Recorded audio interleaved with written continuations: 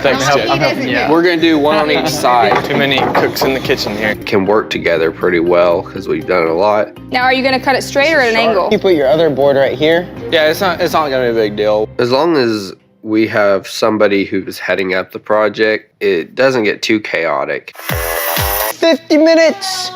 We need to get this done. We wanted to get this dress shop set up before Miss Renee got in so we could kind of show her the final product. Uh-oh. Imagine you run a disaster relief charity.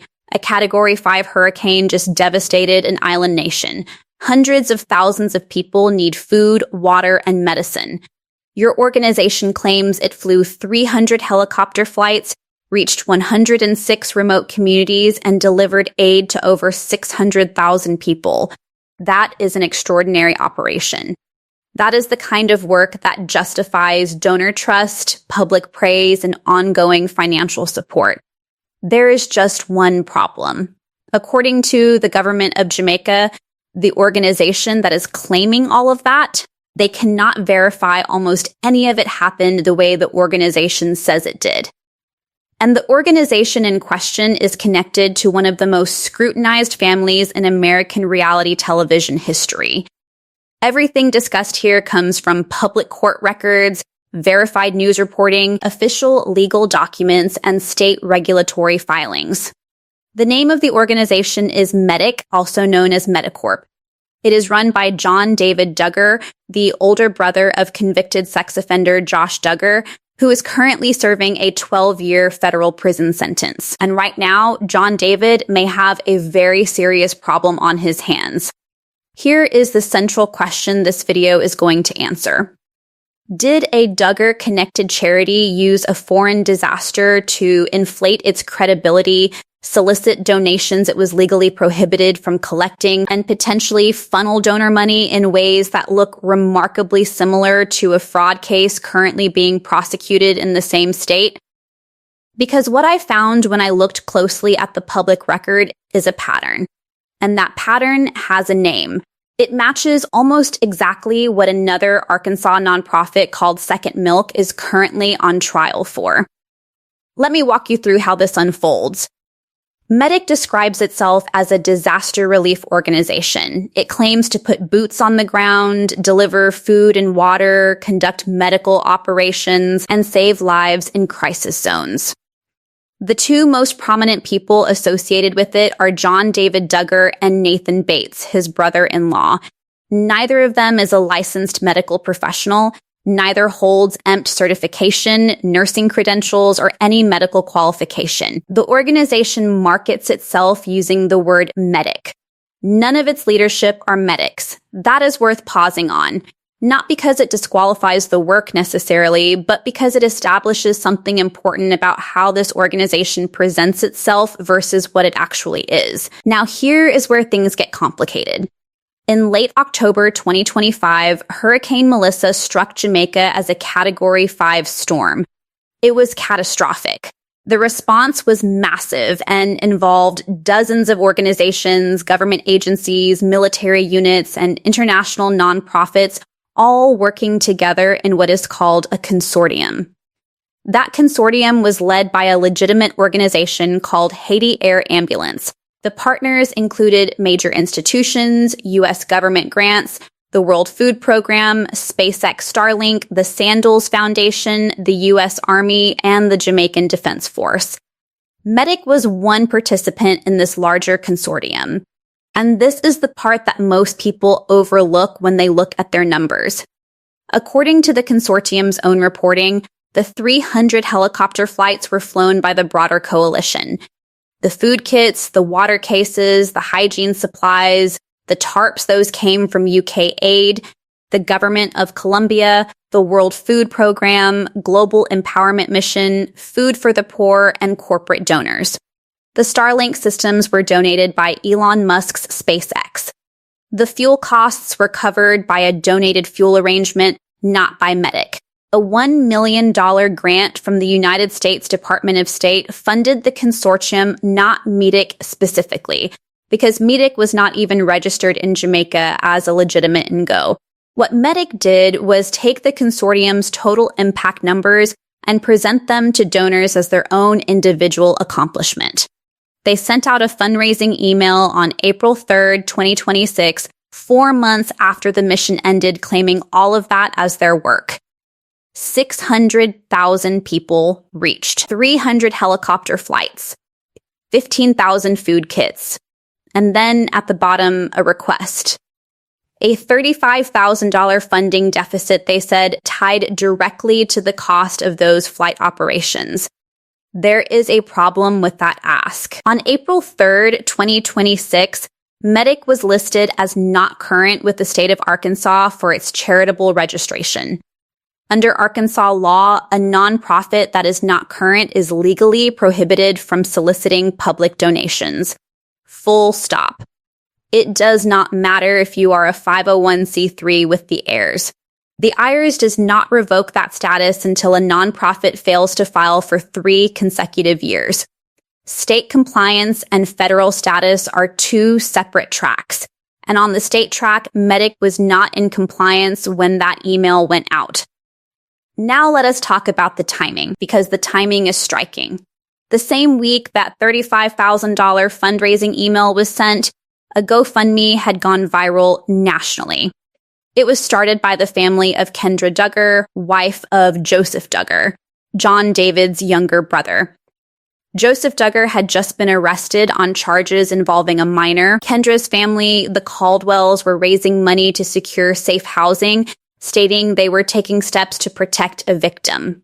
The amount they were publicly seeking? $35,000.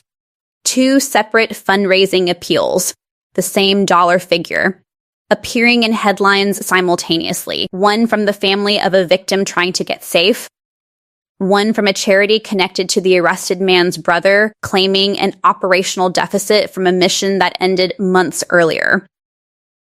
That timing either is the most extraordinary coincidence in Duggar family history, or it is something worth asking harder questions about. And those harder questions get more pointed when you look at what the IRS 990 filings for Medic actually show.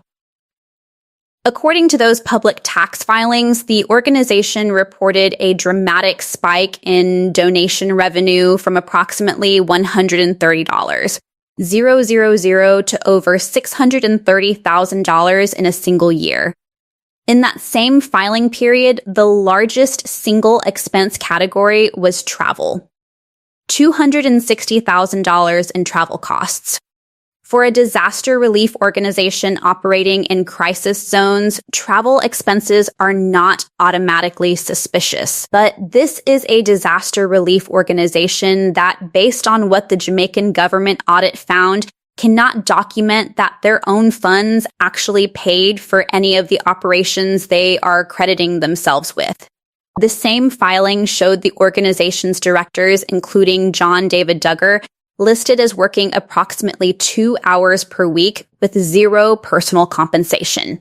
There was 1 unnamed employee. And buried in the document was disclosure of an outstanding loan from Jim Bob Duggar, John David's father, to the organization. Loans to nonprofits from board-connected family members are not automatically illegal. But they require documented compliance with conflict of interest policies and independent board governance standards. When the person making the loan is the father of the director of the organization, those independence requirements become particularly important to demonstrate. There is more. The organization had publicly marketed having a certified public accountant as a board member and financial officer, a credential that lends legitimacy to their financial disclosures. State licensing records show that individual had surrendered their CPA license in 2016. The organization continued marketing him as a CPA through at least 2024 and into 2025. Presenting a non-licensed individual as a credentialed financial professional to validate your financial reporting is, at minimum, deeply misleading. And while all of this was developing, the Jamaican government was conducting its own audit of the Hurricane Melissa relief response. What that audit found was significant. Aid distributions that were promised and claimed could not be verified. More than half of all aid food, water, hygiene kits, supplies could not be accounted for in government tracking systems. Starlink devices purchased for the relief effort were later found to be configured for European electronics, making them incompatible with Jamaican infrastructure. Organizations that were not properly registered with the Jamaican government had access to secured aid warehouses without authorization. The Jamaican Defense Force was formally cited for partnering with unregistered actors, a category that, based on available records, appears to include MEDIC. Jamaica's parliament is now working on legislation to prevent unregistered foreign organizations from accessing government-controlled disaster relief assets in the future. This is the part that makes the bigger picture clear. MEDIC did not leave Jamaica with documented proof of the work they claimed to have done. The consortium's impact numbers they used as their own belong to a collective effort funded primarily by others. Their own contribution, what specifically MEDIC did with MEDIC money, is not documented in the government's audit system. And then they came back, have not deployed since, and sent out an email 4 months later asking for $35,000 they were legally prohibited from soliciting. Now here is the comparison that should concern anyone following this story. In Arkansas right now, a nonprofit called Second Milk is facing criminal prosecution. The founders are charged with multiple counts of wire fraud, bank fraud, and tax fraud. That organization claimed for years to be feeding malnourished children in Malawi, building schools, providing livestock programs. They raised $2.4 million over 8 years. According to prosecutors, the money largely funded the founders' personal lives, mortgage payments, travel, cosmetic surgery, vehicles. The 990 filings showed large unexplained travel expenditures, inflated program claims, and a pattern of exaggerated donor communications designed to solicit continued funding. The structural parallels to what the public record shows about MEDIC are not subtle. A federal jury found Josh Duggar guilty in December 2021 of receiving and possessing child sexual abuse material. He began serving his 12-year sentence in 2023. That case established that serious criminal conduct was possible within the same family network that publicly presented itself as a model of Christian values for over a decade. The question now is whether a second member of that family has been running an organization that used humanitarian branding to raise money it was not legally authorized to collect, built a public record on work it cannot document, and is now quietly scrubbing its own digital footprint. Because since that April 3rd email, John David Duggar's name has been removed from the MEDIC website. Nathan Bates and another director have been removed.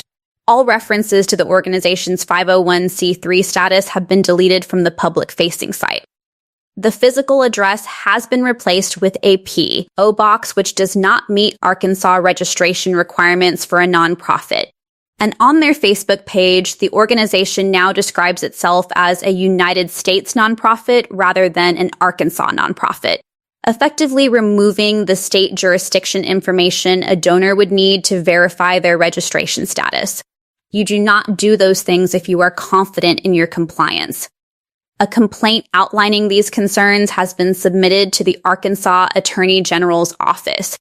Whether that office acts on it, whether federal investigators develop any interest, and whether Medici's financial records hold up to independent scrutiny, those are questions that have no public answers yet. But the pattern is documented. The public filings are real. The Jamaican audit is real. The timing of that $35,000 email is real. And the organization's own behavior since the scrubbing, the address changes, the silent removal of its leadership from public view tells its own story. What happens next with MEDIC and with John David Duggar is genuinely uncertain. But what is certain is this. When a charity cannot account for where the money went, cannot document the work it claims to have done, and responds to scrutiny by erasing itself from the internet, the people who donated deserve real answers. That is the standard every public charity is supposed to meet. Whether this one meets it is now a question for investigators, auditors, and ultimately the public that trusted it.